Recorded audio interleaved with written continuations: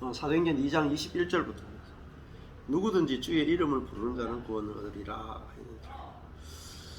그럼 구원이라 여기서 말하는 구원이 뭐겠어요? 여기서 말하는 구원은 앞에 있는 내용하고 연관이 되겠죠, 그죠? 앞에 무슨 뭐라 그랬어요?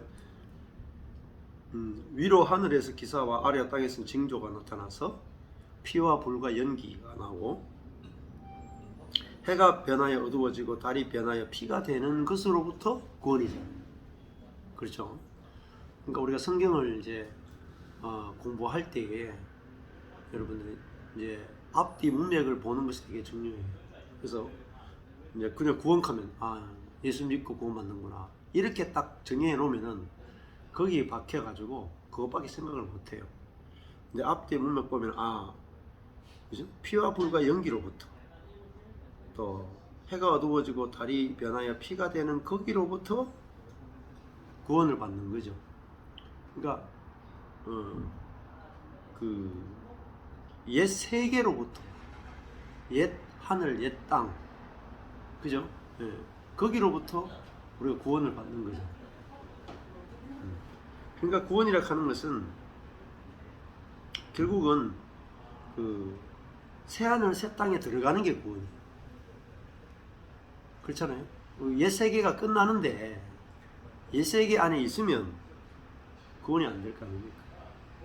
그러니까 다시 말하면 아까 전에 조선 왕조 500년인데 이제 조선 왕조 500년이 끝나고 지금은 자유 대한민국이 됐단 말이에요. 그러면 자유 대한민국이 뭐겠어요? 자, 자유 대한민국은 민주주의예요. 민주주의. 근데 조선 왕조 500년은 유교 사회란 말입니다. 유교 사회는 뭐죠? 계급 사회다. 계급. 남녀 유별. 그죠? 남녀 유별이죠. 근데 민주주의는 뭐죠? 남녀 동등이죠. 그렇잖아요. 유교의 그러면 조선 왕조 500년은 권력은 어디서부터 왔어요? 권력은 왕으로부터 나오는 거예요. 근데 민주주의는 모든 권력은 국민으로부터 나오는 겁니다. 근데 우리나라가 민주주의를 조선 왕조 500년이 끝나고 대한제국이 만들어지고 또 이 대한민국이 만들어졌지만은 아직 여전히 조선 왕조 500년을 살고 있는 사람도 많았단 말이에요. 9세대들은 그죠? 지금 막 90세, 80세, 70세 이런 분들은 그 조선 왕조 500년 유교의 영향을 굉장히 많이 받았단 말입니다.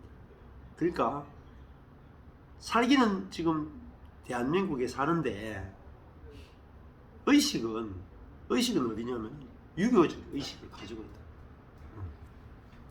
그러니까 지금도 예를 들면 이런 겁니다.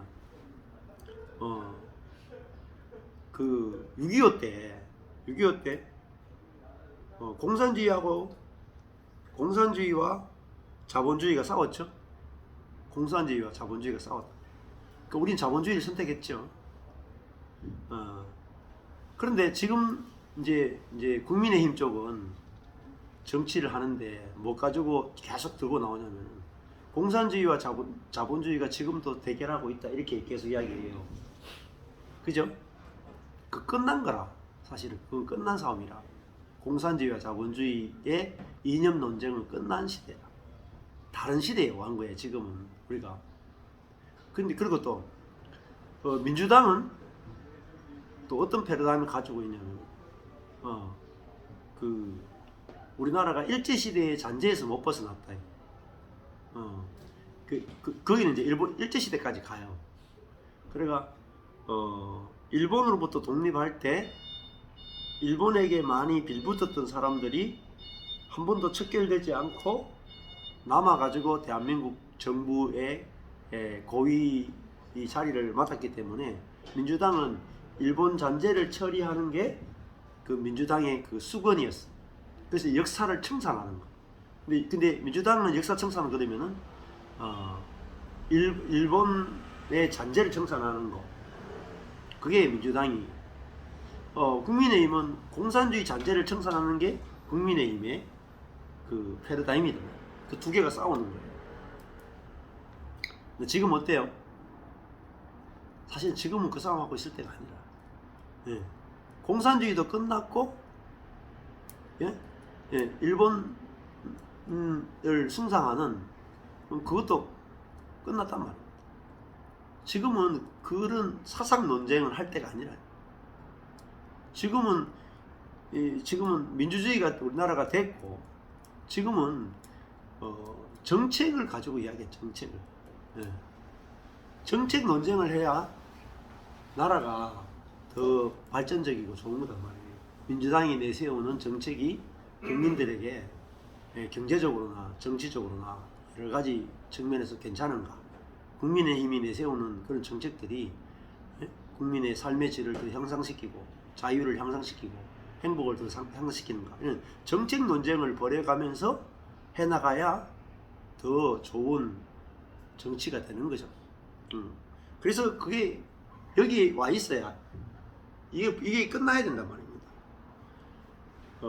그러면 여기도 옛 하늘 옛 땅이 뭐예요? 옛 언약에 의해서 살아가던 시대가 끝났단 말이에요. 그러니까 율법 아래 살아가던 그 시대가, 또 육으로 살아가던 그 시대가 끝나고 이제는 영으로 살고 은혜로 사는 시대에 들어오잖아요. 그러면 지금 이 시대가 하나님 나라가 이 땅에 이미 임해서 영적인 하나님 나라가 실제로 임하고 우리 안에 하나님 나라가 임해서 내가 하나님 나라가 되어서 하나님의 실제적인 통치를 받고 사는 시대가 됐어요. 그러면 실제적인 지금 하나님의 통치를 받는 게 뭐냐? 그게 구원이래요. 그럼 예를 들면 지금 21세기 대한민국 살고 있잖아요. 그러면 자유 대한민국 국민이 주권을 갖고 있는, 국민의 투표에 의해서 정치인들을 뽑는 국민들이 대단한 파워를 갖고 있는 거예요. 그게 21세기야. 그러면 이게 어떻게 보면 구원이란 말입니다. 와, 국민에게 권력이 왔구나. 한 사람 한 사람이 다 권력자예요. 그러니까 대통령은 뭐예요? 나를 대표해서 5년 동안 통치해주는 대리자에 불과하단 말이에요. 대리자예요. 내 투표한 것을 가지고 그 사람이 5년 동안 내가 갖고 있는 생각을 대표해서 그거를 실현해준 사람으로 5년 동안 뽑아놓은 일꾼이란 말이에요. 이게 민주주의 개념이다. 근데 그러면 내가 이 민주주의 개념을 갖게 되면 뭐죠? 내가 국민으로서 주권을 가진 사람으로서 자유와 평등과 권리를 가지고 행복하게 살 수 있죠. 근데 조선왕조 500년적인 생각을 가지고 있는 사람은 구원이 안 된단 말이에요. 자유 대한민국에 이걸 자유와 권력을 못 누려요. 왜냐하면 조선왕조 때는 뭐죠? 군사부 일체잖아요. 그죠? 군사부 일체. 그 뭐죠? 임금, 스승, 아버지는 하나다. 일체다. 뭐 어떻게 해야 돼요? 임금에게 충성하고, 그죠? 스승에게 복종하고, 그죠? 부모에게 효도하는 것은 하늘의 하나님의 뜻이다. 그게 하늘의 뜻이다. 이렇게 생각하는 거예요. 그 사람은 뭐죠? 그러니까 대통령을 생각할 때 뭐로 생각하냐면 임금으로 생각하는 거예요. 왕으로 생각하는 거예요. 그 생각을 갖고 있는 사람은 민주주의는 내가 권력자야. 투표할 수 있는 내가 권력자다. 조선왕조 때는 임금이 권력자다. 임금이 어떻게 해도 데모하면 안 된다. 임금의 뜻에 충성해야 되지. 데모가 말이 됩니까? 데모가. 임금에게 충성이 올바른 덕목이다. 충성하지 않으면 이거는 국민이 아닌 거죠. 조선왕조 때는 임금에게 무조건 충성해야 됩니다. 근데 민주주의는 임금에게 충성하면 안 되는 거예요. 임금이 국민의 뜻대로 하도록 만들어야 되는 거예요. 다른 시대죠. 다른 시대. 완전히 다른 시대. 그와 마찬가지로 그렇게 꼭 그렇게 하라는 뜻은 아니죠. 아니에요. 어떤 시대를 분별해야 된단 말이에요. 시대가 달라졌다는 말이에요.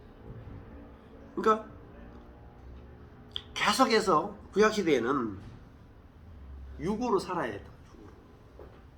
육으로 사니까 하나님을 믿어도 육이 더 셌단 말입니다.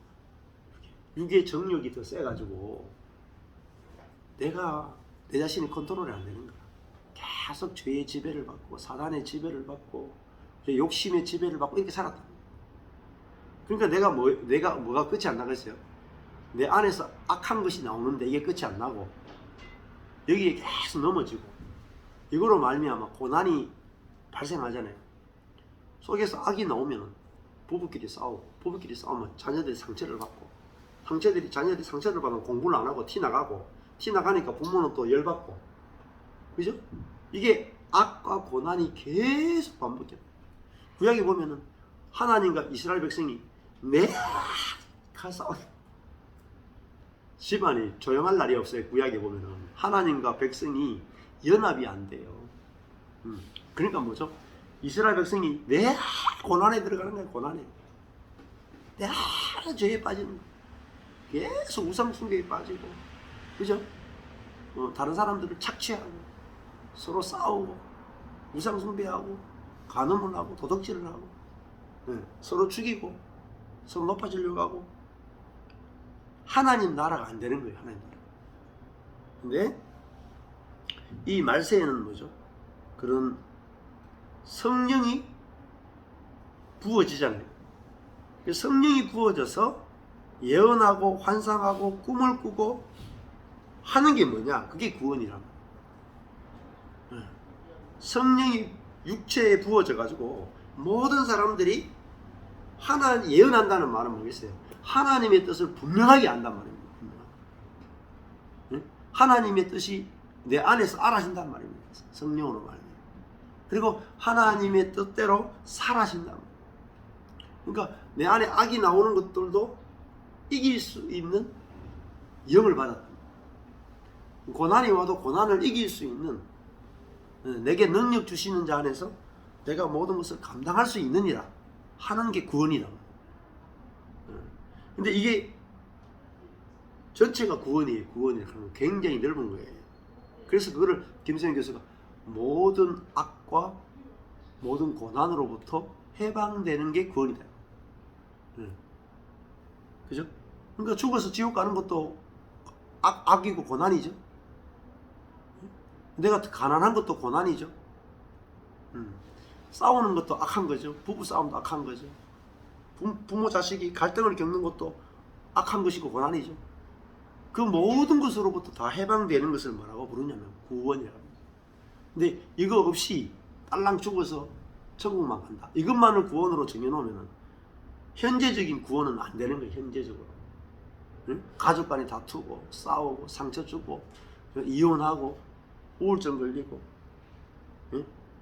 고난이 끝이 없는, 그 왜 그러냐면은 발세에 부어주기로 한 영으로 사는 법을 모르기 때문입니다.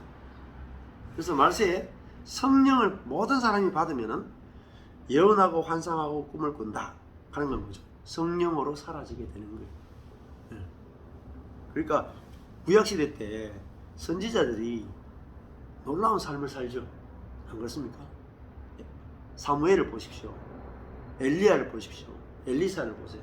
아브라함을 보시고 모세를 보시고 다윗을 보십시오. 다니엘을 보십시오. 요셉을 보십시오. 하나님의 말씀을 대언하고 하나님이 함께하고 이런 사람들이 얼마나 놀라운 삶들을 삽니까? 그것처럼 신약시대는 모든 사람이 다 예언자다. 모든 사람이 다 하나님의 뜻을 알고 하나님의 뜻을 전할 수 있는 그 시대가 바로 신약시대가 됐다. 그러니까 구약시대 사람들이 누렸던 구원보다도 더 놀라운 구원을 우리가 받아야 된다. 그러니까 내가 모세보다도 더 놀라운 구원, 다윗보다도 더 놀라운 구원, 다니엘보다, 엘리야와 엘리사보다 더 놀라운 구원을 우리가 받아 누리는 시대가 됐단 말이에요. 근데 물어보면 어때요? 내가 지금 누리는 구원이 엘리야와 엘리사보다 받은 구원, 다니엘이 경험했던 구원, 그렇죠? 모세가 경험했던 구원보다 더 놀라운 구원을 받고 있는 거예요. 네? 그걸 물어봐야 구원이 뭔지를 알아요. 네? 모세가 애굽에서 해방되는 구원을 경험했죠. 그죠? 400년 동안 애굽에서 종살이 하는 데서 해방되는 현실적 구원을 경험한 거죠. 맞죠? 홍해 앞에서 구원받았죠. 광야에서 40년 동안 굶주리면서 구원받았죠. 많은 가나안 족속들의 전쟁과 공격에서 구원받았죠. 이게 다 구원인 거예요. 그 메시아가 뭐냐면 우리가 모든 고난으로부터, 악으로부터, 사단으로부터, 욕심으로부터 우리를 해방하고 구원할 자라. 자, 그러니까 이 우리가 하나님이 우리에게 주시는 구원은 얼마나 크고 놀라운 구원인지, 이 풍성한 구원을 우리가 찾게 만들면 안 됩니다. 그러면 조금밖에 못 먹어요. 우리 주일날 또 이제 저번에 한 몇 주 걸쳐가지고 주일날 오후에 나물로 쫙 나물 한 15가지 쫙 펼쳐놨어요. 근데 애들은 이 나물 15가지를 펼쳐놔도 구원은요, 뭐가 구원인지 아세요? 달걀 후라이 김 그게 애들은 구원이라. 그러니까 그거 먹는 거예요. 애들은 먹을 게 없어가지고. 그러니까 그 다음 주에 뭐 했느냐, 애들을 좀 더 많이 구원시키기 위해서 나물을 부침개를 해줬어. 그러니까 부침개를 해주니까 이 한 17가지 중에서 더 많은 것들을 먹게 되는 거예요. 그러니까 우리 구원 그러면은 현재적 구원, 미래적 구원, 그죠? 과거로부터의 구원, 자아로부터의 구원, 세상으로부터의 구원, 근심으로부터의 구원, 엄청나게 많은 거예요. 근데 그 모든 것들을 이루는 한 가지만 되면 모든 것들도 다 구원이 되는 거예요. 그게 뭐죠? 내 영을 부어주린다. 성령이 우리에게 부어준 것은, 성령만 부어지면 모든 것으로부터 다 구원이 돼요. 왜냐하면 구약 때는 성령 없이 15가지 내지 17가지 상황이 있다고 합니다. 가난, 질병, 전쟁, 그죠? 부부싸움, 그 다음에 또 올바른 길, 여러 가지 있는데 이거 하나하나를 따로 하나님께서 밖에서 다 해주셔야 돼요. 또 옆 밖에 있는 일들이, 환경이 바뀌지 않으면 내가 구원이 안 되는 거예요. 예를 들면 구약 때는 가난이다 칩시다. 구약 때 가난하면 마음이 계속 지옥이라. 그러면 구약 때는 가난을 부유함으로 바꾸어 주기 전에는 마음이 행복해지지 않아요. 구약 때는. 왜? 사람의 마음이 자기 중심이니까. 가난을 싫어하는 마음이 있으니까 가난을 부유함으로 바꿔줘야 구원이 될 거 아니에요? 그게 구약적 구원이에요. 근데 신약에 오면은 환경은 가난한데 내 영을 부어주면 어떻게 되냐면 가난도 좋아 보인단 말이에요. 예? 병든 것도 좋아 보이고, 망한 것도 좋아 보이고, 약함도 좋아 보이고, 다 좋아 보이는 거예요. 그게 뭐냐? 성령이 새로운 마음, 판단, 내 중심적으로 판단하고 정죄하는 것이 아니라, 내게 감사, 은혜, 기쁨이 솟아나게 해줘요. 그러니까 성령이 모든 것으로부터 구원해주는 핵심이 성령이에요. 그러니까 이 성령을 알아야 합니다. 새 영, 새 마음을 주는 성령. 내가 받은 성령이 새 마음을 주는 성령이에요. 그래서 새 언약이라고 그러는 거예요. 새 언약. 언약에는 뭐가 들어가요? 언약에는 내용이 들어가요. 이전까지 제가 여기서 이제 영대 앞에서 첫 번째 예배당, 두 번째 예배당, 세 번째 예배당, 네 번째 예배당이거든요. 앞에 세 번째 예배당은 다 전세 더하기 사골세, 보증금 더하기 사골세 계약을 했거든요. 사골세 계약을 했으니까 어때요? 기한이 되면 나올 때 보증금만 받아서 나왔단 말이에요. 그죠? 보증금 받아 나오는데 보증금도 다 못 받아 나왔어요. 원상 복구해줘야 돼. 그래가지고 보증금에서 원상 복구하는데 또 공사하고 띄고 청소해주고 막 다 하니까 보증금에서 까먹고 나왔단 말이에요. 왜? 언약을 사골세 계약을 했기 때문에. 근데 여기 예배당은 무슨 계약을 했느냐? 매매 계약을 했다. 그러니까 매매 계약을 하니까 요 4층만 우리 교회 소유. 그러니까 매매 계약을 해서 우리께 되니까 물론 뭐 은행에 융자낸 게 많아도 누가 아무 말 안 하는 거야. 왜? 뭐 때문에요? 약속 하나 때문에 달라져. 약속 하나는 약속에는 반드시 뭐가 들어있냐면 내용이 들어있어요. 근데 수많은 기독교인들이 신약 시대를 살면서 신약의 약속의 내용을 몰라. 안 그렇게 주지. 안 그렇게 주. 그러니까 계약서를 쓰는데 사인만 하는 거야. 나 계약했다. 무슨 계약했노? 모르는 거야. 사글세 계약했는지 매매 계약했는지 모르는 거야. 구약 때는 하나님이 내 안에 들어오는 계약이 아니에요. 하나님 밖에서 지켜주는 계약이라고. 예? 땅을 주겠다. 그죠? 아브라함한테 땅 주겠다. 아들 주겠다. 복에 거는다게 하겠다. 그 내용이잖아요. 하나님 뭐만 해요? 그 내용만 지켜. 딴 거는 하나님이 안 해줘요. 아들 주고 땅 주고 복에 거는다게 하겠다. 그 약속대로 그대로 하세요. 그대로. 재산도 주시잖아요. 응? 재산도 주시잖아요. 재산도 필요. 그 주셔도 그냥 보너스일 뿐이지 뭐 가져가면 또 없어지지. 그러니까 하나님은 약속되어 있는 거 주신다. 약속되어 있는 거. 약속되어 있는 거 반드시 줘야 돼요. 응? 계약을 어기면 어떻게 돼요? 예? 제가 그래가지고 두 번째 예배당에서 나오는데 그 주인 아저씨 원상 복구하라 하는 거야. 그래 복구하는 거 다 했는데 보이기는 진짜 깨끗하게 자기가 바로 임대 내릴 수 있도록 진짜 하나도 흠 없이 깨끗하게 다 하라는 거야. 야, 진짜 대단하네. 네, 그래가지고 야 그거 하는데 돈 많이 들었거든요. 이 설치하는데 돈 들고 나갈 때 원래 있었던 그대로 깨끗하게 다 복구해 주는데 또 돈 들고. 야, 그러니까 설치비하고 복구 비용 하는데 돈 다 쓰겠더라고요.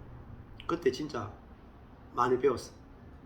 그래도 또 어쩔 수 없이 이게 인원이 많아져가지고 여기 160평 빌렸잖아요. 4층짜리 160평 빌려가지고.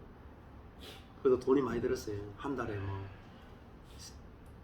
유지비만 200만 원 넘게 들었으니까 숫자가 좀 130 넘길 때는 많아가지고. 여기도 다 또 복구해주고 나왔다. 그래가지고 그때 딱 배운 게, 야, 저 이사 비용, 그죠? 인테리어 비용, 복구 비용, 스트레스 다 합치니까 차라리 사는 게 낫겠다. 차라리. 그래서 이사 안 하는 게 돈 버는 거더라고요. 개척교회는 이사 안 하고 그 집에 눌러 앉는 게 무조건 돈이라. 응? 인테리어 한번 해가지고 지금 10 몇 년을 버티잖아요. 인테리어 비용 안 들죠. 한 번만 하고 끝났죠. 이사 비용 안 들죠. 복구해주는 거 비용 안 들죠. 그러니까 버티는 거죠. 안 그랬으면요 벌써 제가 목회 접었을 거예요. 예, 사골세 내고 그런 교회였다면 벌써 목회 안 했을 거예요. 언약은 하나님이 우리에게 주신 내용을 잘 아셔야 돼요. 신약. 그러니까 여기도 예수님이 하늘로 딱 올라가실 때 예수님이 딱 한마디만 한다고. 뭐라고 했어요? 사도행전 1장 4절에 예수님이 우리에게 약속한 거 딱 하나예요. 예루살렘을 떠나지 말고 내게 들은 바 아버지의 약속하신 것을 기다리라. 요한은 물로 세례를 베풀었으나 너희는 몇 날이 못되어 그죠? 10일 안에 성령으로 세례를 받으리라. 예수님이 우리에게 약속하신 게 뭐냐면 성령이 새로운 영, 새 마음을 주겠다. 그리고 약속한 것을 주시는 거예요. 약속한 것을. 그리고 약속한 것은 반드시 주신다. 반드시. 이게 중요해요. 약속한 내용을 알아야 되고, 그 다음에 약속한 것은 반드시 줘야 돼. 안 주면 어떻게 돼요? 안 주는 쪽이 죽어야 돼. 이게 언약의 내용이에요. 그냥 손해배상 이 아니에요. 우리는 뭐 사골세 내기로 했는데 안 냈다.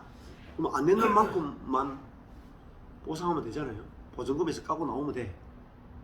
그만큼만 대가를 치르면 되는데요.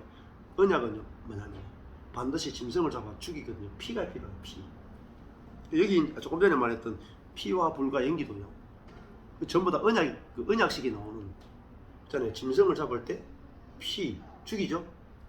그죠? 불 태우죠. 연기 나죠. 다 제사라면 제사. 그 언약의 제사는 뭐죠? 그게 심판이란 말이야. 심판이면서 언약이다. 그러니까 이 언약을 통해서 언약을 안 지키는 쪽은 죽어요. 근데 하나님의 언약은 신약 그럴 때 신약이 뭐냐면 새로운 약속인데 신약에서 말하는 약속은요 디아데케라 그래요. 헬라어로 디아데케. 디아데케는 뭐냐면 디아데케라는 말은 한쪽에서만 일방적으로 의무를 지는 계약이라는 뜻이에요. 이걸 알아요. 이게 성경 전체에서 가장 중요한 내용 중에 하나예요. 하나님의 약속은 하나님 쪽에서만 의무를 진다는 거예요. 다른 말은 뭐겠어요? 되게 불공평하단 말입니다. 되게 불공평하단 말입니다. 불공정 계약이란 말입니다. 네? 그게 뭐죠? 그게 사랑인 거라. 불공정 계약. 부모와 자식은 공정한 계약을 합니까? 어때요? 홍 권사님 공정한 계약 안 하죠? 네. 응? 다 주잖아. 부모가 자기 거 다 주잖아. 불공정하죠? 불만 있어요? 별로 없죠? 네, 없죠. 그게 사랑인 거야. 하나님은 사랑이시다는 말은 불공정 계약을 하신다. 하나님 쪽에서 손해보는 계약만 하신다. 네? 쉽게 얘기하면 하나님은 우리를 사는데 하나님하고 인간하고 계약하는데 하나님 쪽에서는 돈을 내고 우리는 공짜로 얻는 거야. 하나님이 값을 치르죠. 새 언약을 성취시키기 위해서. 그죠? 그 아들을 십자가에 죽임으로 하나님이 값을 치루었단 말이에요. 우리는 새 언약을 하나님과 계약을 맺었단 말입니다. 아세요? 하나님과 새 계약을 맺었다는 사실을 잘 모르시죠? 2000년 전에 맺었단 말입니다. 예수님이 새 언약의 대표로서 하나님과 새로운 인류의 대표로서 하나님과 새로운 계약을 맺은 그 계약식이 뭐냐? 십자가 사건. 그러니까 그 예수님이 새로운 인류의 대표로서 하나님과 피조물이 계약을 맺었는데 하나님 쪽에서 뭐죠? 불공정한 계약을 맺었다. 하나님이 값을 치렀단 말이에요. 그리고 이 계약은 내 목숨을 걸고 지킨다. 뭐죠? 성령 주겠다. 그 말은 내 자신을 주겠다는 말이에요. 그러니까 안 지키면 어떻게 돼요? 안 지키면 내가 죽는다. 내 이름을 걸고 내 존재를 걸고 이 약속은 지킨다. 그게 언약식이에요. 언약식.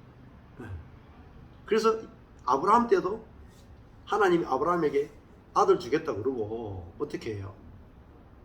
아브라함한테 재물을 잡아라 그러잖아요. 재물을 잡아가지고 죽여가지고 반을 딱 쪼개가지고 피가 절절절 흐른다. 근데 하나님의 불이 나타나가지고 쪼갠 짐승 사이로 지나가요. 그게 불공정한 계약이에요.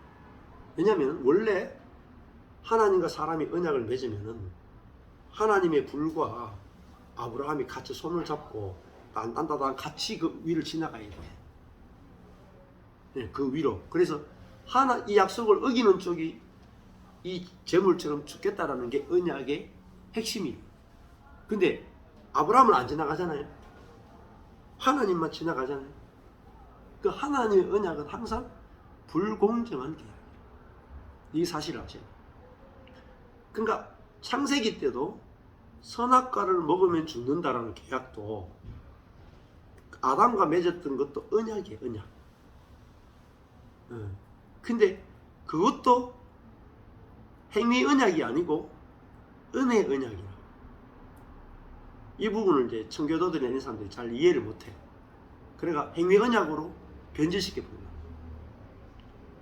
하나님 쪽에서 의무를 지는 거예요. 보세요. 선악과를 먹으면 정령 죽으리라 했잖아요. 그죠? 누가 죽어요? 하나님이 죽는 거예요. 십자가가 가지고. 그렇죠? 그러니까 이거를 행위 언약으로 딱 쳐놓으니까 이 해석이 안 되는 거예요. 해석이. 그러니까 선악과를 먹으면 죽는다 했지만은 하나님이 아담과 하와를 죽이지 않잖아요. 그렇죠? 오히려 살리죠. 그리고 자기 아들을 죽이면서까지 우리를 살려내잖아요. 그러니까 하나님 쪽에서는 너희는 선악과 먹으면은 나와 떨어져 죽지만은 나는 끝까지 너희를 살리겠다, 생명으로 지키겠다 하는 게 사실 은혜 언약이에요. 하나님이 인간과 맺은 언약은 행위 언약이 없어요, 사실. 잘 보라고. 행위 언약 하면은 우리 다 죽어야 돼. 우리 언약을 못 지켜요. 이제 최초의 피제사로서 이렇게 가죽옷을 찢어입히죠. 이쁘죠. 목사님 말씀 들으면서 하나님이 대신하여 죽으셨다. 그건 좀 잘 이해가 안 되고요. 그렇죠. 여러분, 그리스도 안에서 십자가에서 죽으시잖아요. 그러니까 그게 십자가예요. 십자가. 그러니까 이 은혜 언약을 우리가 깊이 알 때 하나님의 사랑을 알 수가 있다. 그리고 창세기부터 에덴 동산부터 계시록까지 하나님의 모든 일은 약속을 통해서 이루어지는 거예요. 근데 그 약속은 하나님 쪽에서 일방적으로 은혜로 계약을 하고 은혜로 성취하시고 은혜로 다 하시는 거예요. 이걸 알아야 이단에 안 빠져요. 이단들은 어디로 가느냐? 항상 행위 언약으로 가요. 네가 어떻게 하느냐에 따라서 구원을 받는지 못 받는지 네 결정에 달렸다. 신천지도 전부 다 네가 지금 이만희를 약속의 목자로 안 받아들이면 천국에 못 들어온다. 네가 결정해야 된다. 네가 결정해야 된다. 그 기존계가 비슷하잖아요. 네가 결정해야 된다. 그 사람들이 막 두렵죠. 내가 결정하지 않으면 안 되는구나. 두려움이 들죠. 그러니까 거기도 두려움을 쓴단 말이에요. 안 돌아오면 내 죽는다. 돌아오면 산다. 뭐죠? 두려움으로 사람을 조정한단 말이에요. 사람이 두려움을 가지고 조정하면 다 조정당합니다. 근데 하나님은 우리를 두려움으로 조정하시는 분이 아니라 은혜로 우리를 다스리신다. 그 은혜에 감동되어서 하나님을 믿어야 돼. 지옥 가기 싫어가지고 하나님 믿는다. 좋은 게 아니에요. 근데 자아가 살고 싶잖아요. 내 자아가 살고 싶어서 예수 믿는 거죠. 자기 중심적이다. 그러니까 그래가 예수 믿고 나도 평생 자기를 위해서 예수 믿는 거야. 근데 자기 중심적으로 예수 믿는 사람이 거야 99.99999% 될 텐데. 감추어진 사람 같다. 그 엘리야도 나 혼자 남았습니다 할 때 숨겨진 7,000명이 있다 그러잖아요. 7,000이라는 헤아릴 수 없는 무리가 있다. 그러니까 내가 그냥 이렇게 눈에 보이는 교회나 사람들만 보면은 야 누가 구원받겠나 이렇게 말할지 모르겠지만 감추어진 많은 사람들 있긴 해요. 그냥 그걸 볼 수 있어요. 자 이렇게 좀 구원이라는 의미를 좀 이렇게 넓게 보는 게 중요하다 이렇게 말씀드렸어요. 그 다음에 이스라엘 사람들아 2장 22절 보면 이스라엘 사람들아 이 말을 들으라. 너희도 아는 바에 하나님께서 나사렛 예수로 큰 권능과 기사와 표적을 너희 가운데서 베푸사 너희 앞에서 그를 증거하셨느니라. 자 여기 보시면 되게 중요한 게 나와요. 하나님께서가 주어져 맞죠? 그 다음에 나사렛 예수로 그죠? 이거는 수단이죠. 큰 권능과 기사와 표적을 목적어죠. 그 다음에 너희 가운데서 베푸사 했어요. 자 베푸는 건 누가 베풀었을까요? 큰 권능과 기사와 표적을 누가 베풀었습니까? 하나님께서 베풀었죠. 나사렛 예수는 뭐예요? 나사렛 예수로 수단이죠. 그러니까 예수님이 행하신 것 같은 권능, 기사와 표적은 누가 했어요? 하나님이 하신 거예요. 이게 너무너무 중요한 거야. 그러니까 하나님께서 어떤 사람으로 큰 권능과 기사와 표적을 너희 가운데서 베풀 수 있단 말입니다. 그러니까 야 우리는 예수님이 권능과 기사와 표적을 행한 것으로 알았는데 지금 사도행전 보니까 그게 아니다. 하나님께서 권능과 기사와 표적을 베풀었다. 오병이어의 기적, 무리를 걷는 기적, 죽은 자를 살리는 기적, 병을 고치는 기적, 그죠? 암에서 소경된 자를 눈뜨게 하는 기적 누가 했어요? 나사렛 예수가 한 게 아니다. 하나님께서 나사렛 예수로 표적을 베풀었다. 주어가 하나님. 이 나사렛 예수는 수단이야. 그래서 어떻게 돼서 하나님께서 너희 앞에서 누구를 증거했어요? 나사렛 예수를 증거하셨다. 근데 증거는 하나님이 이 예수를 권능과 기사와 표적을 행하는 도구로 선지자로 메시아로 하나님이 나사렛 예수와 연합되어서 행하심으로 나사렛 예수를 하나님이 선택했다는 것을 기름 부은 자라는 것을 하나님이 친히 증명하고 나타내 보이셨다. 이게 증거하셨다가 아포데이크님이에요. 증명하라 나타내다. 하나님께서 예수를 증거해 주셨단 말이에요. 하나님이 보내신 메시아고 구원자고 하나님의 아들이심을 하나님이 증거하셨다. 그러면 우리도 어때요? 우리도 하나님께서 증거를 해 주셔야 됩니다. 내가 나를 증거하는 게 아니고 하나님이 어떤 일들로 우리 가운데서 베풀어서 우리가 하나님의 사람인 것을 증거해 주셔야 됩니다. 내가 하나님께 선택받은 사람이다. 하나님의 사람이다. 하나님 내 안에 계신다. 나와 연합되어 있다. 누가 증거하냐? 하나님이 증거해 주셔야 돼. 증거하신다면 당연히 증거해 주기를 원하신다면 하나님께서. 자, 그러니까 이 나사렛 예수 안에 우리가 포함되어서 나사렛이라는 말은 별 볼 일 없단 말이야.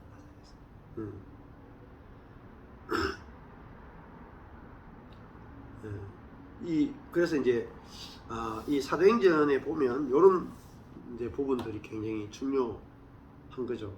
그래서 저도 하나님께서 나로 하여금 나를 사용해서 또 교회를 사용해서 또 어떤 사람을 사용해서 권능과 기사와 표적을 베풀어서 그렇게 하실 수 있구나 이렇게 생각을 하니까 뭐 내가 뭐 권능과 기사와 표적을 행할 능력이 없어도 상관없는데 뭐만 되면 되냐? 도구만 되면 되는 거야. 도구만.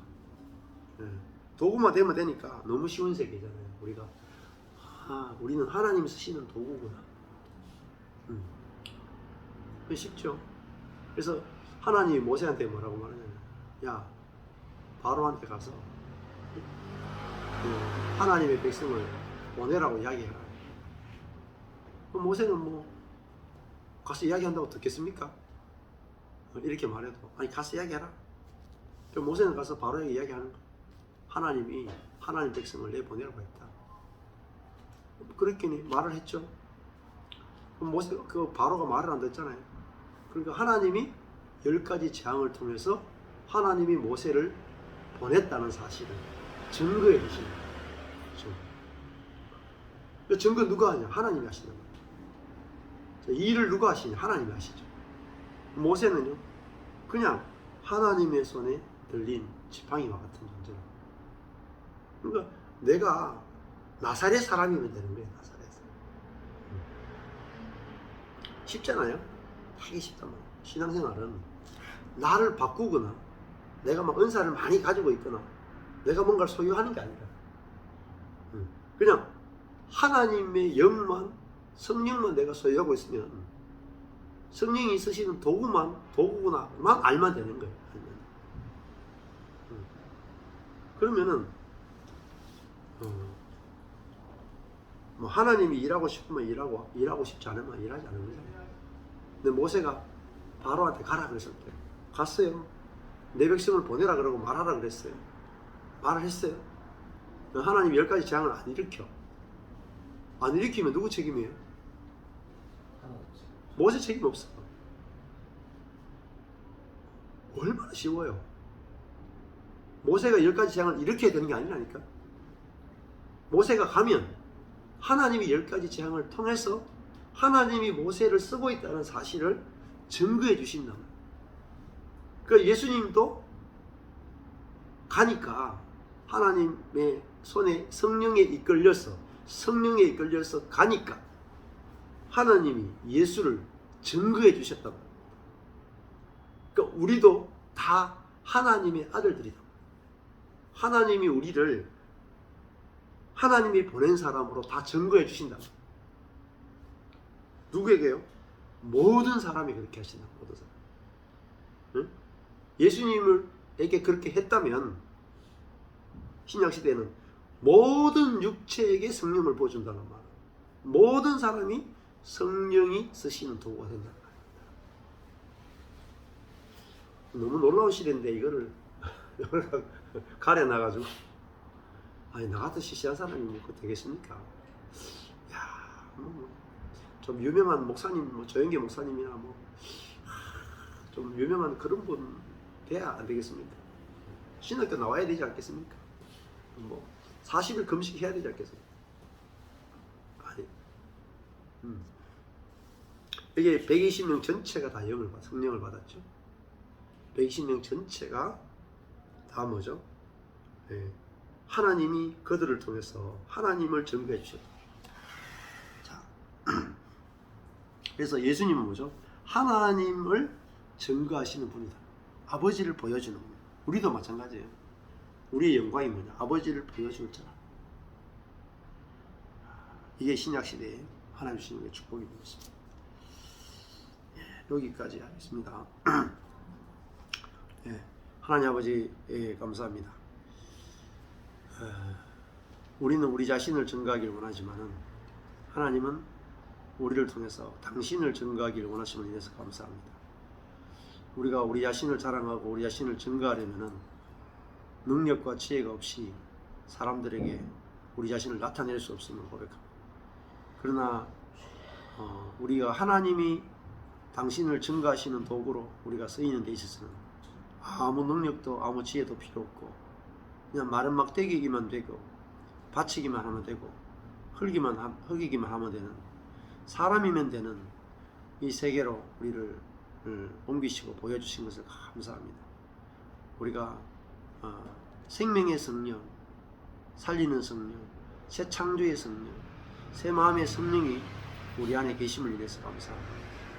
또 친히 하나님께서 우리 안에 계심을 나타내기를 원하시는 것을 인해서 감사합니다.